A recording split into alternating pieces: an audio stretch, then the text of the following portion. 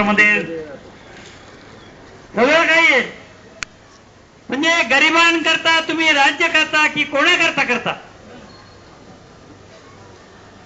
ज्या गिरणी कामगारांना कोर्टाने आदेश दिला की यांना त्या गिरणीमध्ये घर द्या,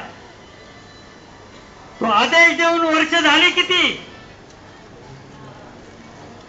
तरी तुम्हाला जाग येत नाही.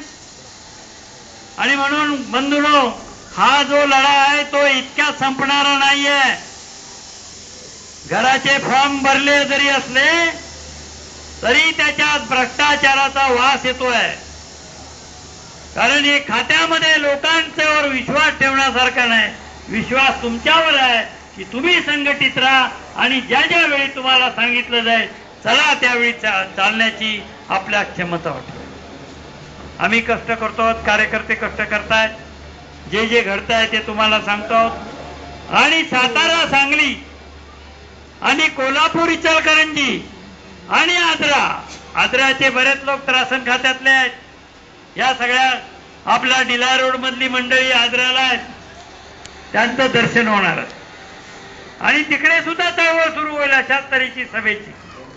आणि म्हणून महाराष्ट्रामध्ये कल्याणकारी संघ हे खरोखर कल्याण करण्याकरता म्हणून लोकांच्या मागे उभा आहे हे लक्षात येत आहे.